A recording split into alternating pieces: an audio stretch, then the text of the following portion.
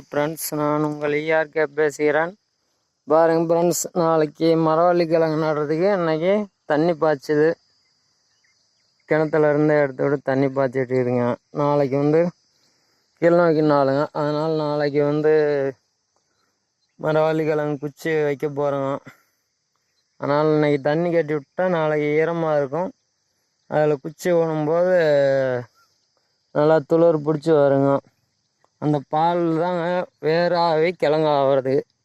அதுக்காக இன்றைக்கே தண்ணி பாய்ச்சிட்ருக்குறோம்.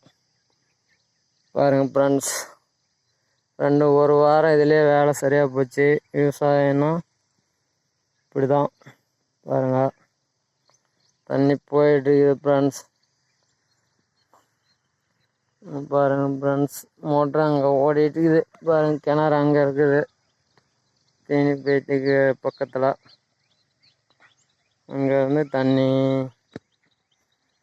ஓடிட்டுருக்குது ஃப்ரெண்ட்ஸ்.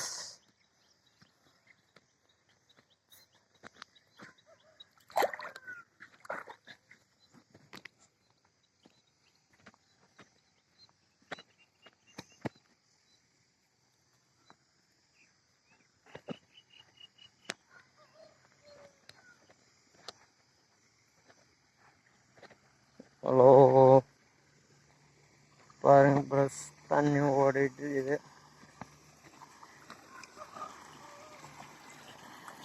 பாருங்க, பைப்பில் தண்ணி ஓடிட்டு இருக்குது ஃப்ரெண்ட்ஸ். இதெல்லாம் தான் வைக்கா வழியாக போயிட்டு இருக்குது. வைக்கால போய் பாருங்க, பாரு பிடிச்சிருக்குது.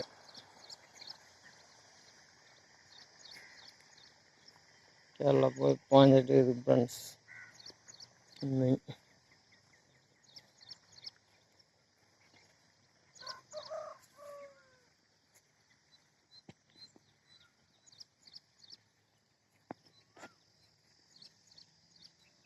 எல்லாம் கொஞ்சம் மேடு பள்ளமாக இருக்குது.